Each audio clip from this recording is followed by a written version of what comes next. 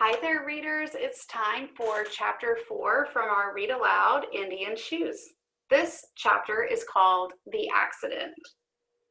Grandpa Half Moon's hand felt sure on Ray's shoulder, guiding him down the cracked sidewalk from school toward their red brick bungalow.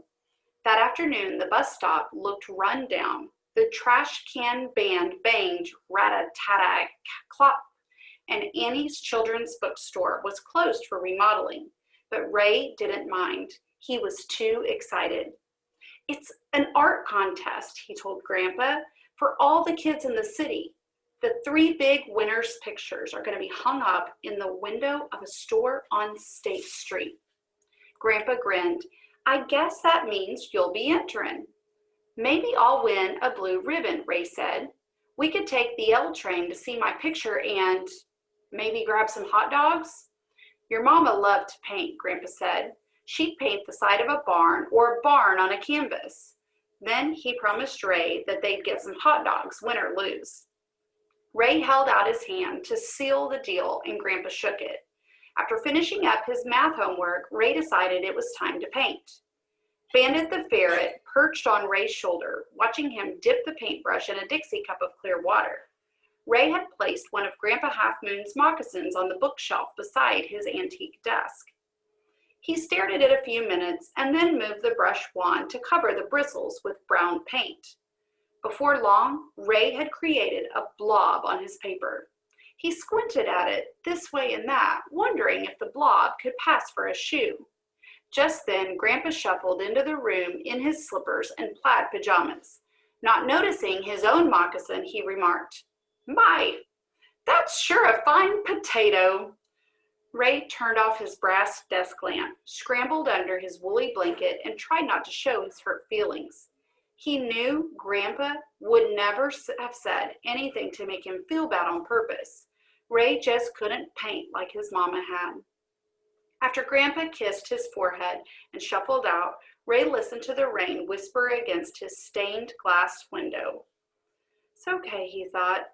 "I've got till Friday." The next day, after supper, Bandit hid a stinky sock behind the bookshelves as Ray sharpened his pencil, set out a cup of water, and placed a fresh sheet of paper on his antique desk. Searching for inspiration, Ray spotted a book titled Dinosaur. He flipped through until finding a photo he liked and then carefully sketched a fierce T-Rex. It didn't quite look like the skeleton shown in the book, but Ray could tell what it was. "That's no potato," he thought, dipping the bristles of the paintbrush into the water. Ray's book said that some scientists thought dinosaurs came in bright colors, like the lizards of today. The idea struck Ray as a good one, and he traced the pencil outline in bright orange paint. "Better," Ray thought. "I'm getting better at this." Excited, Ray plopped the brush back in the Dixie cup, turning the water bright orange. Then he rolled the bristles in red paint to fill in the T-Rex's form. The second his brush hit the paper, Ray knew he'd made a mistake. Too much water. Red paint puddled in the middle of the dino body, then streamed off in all directions. Using his brush, Ray tried to direct the flow, but it was no use. His fierce T-Rex had bloomed into a sunny marigold. He studied the flower as it dried. "The problem is," Ray thought, "I'm not much of a marigold kind of guy."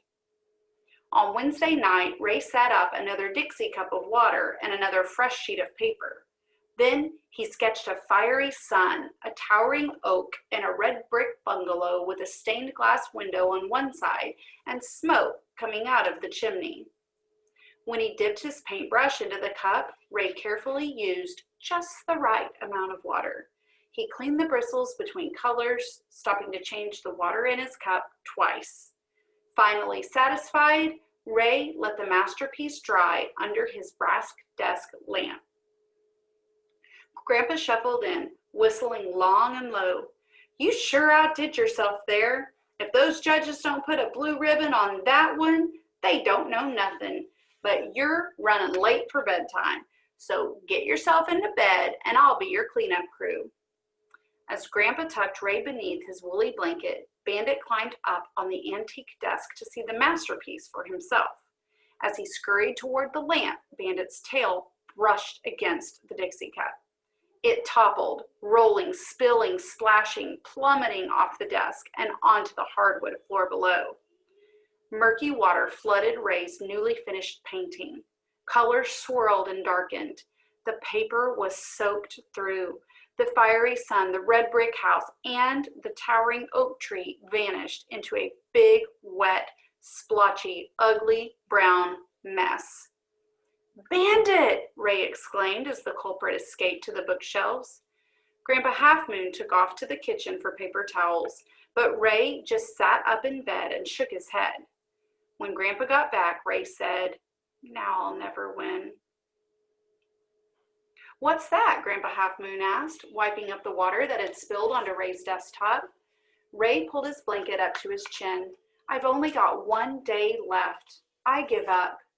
Ray half expected Grandpa Half Moon to give him a pep talk. And here you can see Bandit, there's the water, all over his painting. So in this part, I can tell that Ray is really, really frustrated. And I have a connection here because I can think of a time when I've felt a very similar way. There's been a time when, really, actually, this has happened to me more than one time, where I was working on something in my writing and I just couldn't get it right. And I did it over and over and over. And I felt really frustrated because it wasn't exactly what I wanted it to be. Can you make a connection? Can you think of a time when you might have felt frustrated, or maybe a time when a pet ruined something or a sibling ruined something? Pause right here and jot in your reader's notebook a connection that you're making. Instead, Grandpa answered, "Too bad. I was looking forward to that hot dog, win or lose, but I guess we won't be going downtown at all then." On Thursday night, Ray carried Bandit into the family room, filled a Dixie cup with water, returned to his own bedroom, and locked the door behind him. "I've come this far," Ray thought. "I might as well see it through." He wanted that hot dog, and he didn't want to disappoint Grandpa.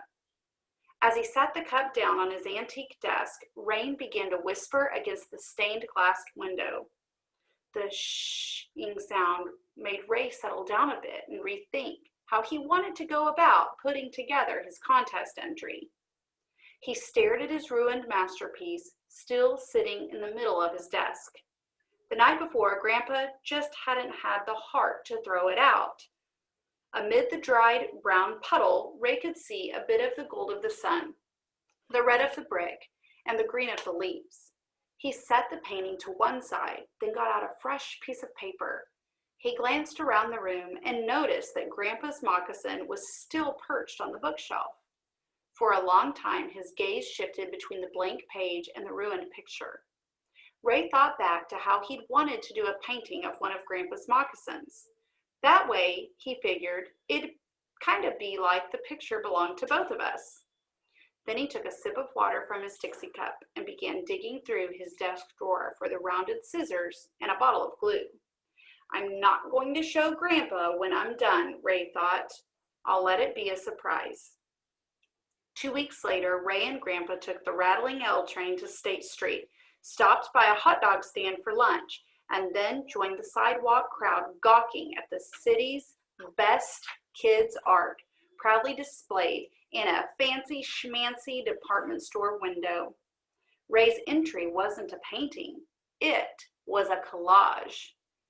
That last night before the deadline, Ray had turned his ruined painting into something else. He'd used his rounded scissors to cut the painting into geometric shapes. With his pencil, he'd outlined the shape of one of Grandpa Half Moon's moccasins. Then he'd filled in the outline with multicolored shapes to create shadows and textures to show how warm and strong the moccasin was, how it could make Grandpa feel like home. A dab of glue here and there, and suddenly Ray had created his entry. But that's not what made Ray smile. It was the way Grandpa pointed and yelled to the crowd, "That's my shoe! That's my shoe!" Everybody in the crowd looked down at Grandpa's boots, and they didn't know what he was yelling about. But Ray did. Even though his ribbon read third place, he felt like a first place winner. Wow, I love how this chapter ended. I really, really love that how even though Ray was feeling frustrated, he didn't give up, and his new creation turned out better than he ever even imagined. You know, I feel like I'm learning a lesson here. You know, sometimes we may have to feel frustrated and try a few times before we can really create a masterpiece. And again, I can connect that back to my writing. I feel like when I write, I try to get my ideas down on paper, and I have to try a few different times. And sometimes I get frustrated, and sometimes I have to step away from my writing. But when I don't give up, and I take all of my ideas and I kind of put them together and make a sort of a collage like Ray did here with his painting, then that's when I have my very best pieces of writing. So I'm wondering if you're thinking about that too. Does this remind you of something? Is there a time when you felt frustrated, but you didn't give up, and what came from that moment ended up even better than before? Again, this is something that you can stop and jot about in your reader's notebook. I hope that you enjoyed this chapter.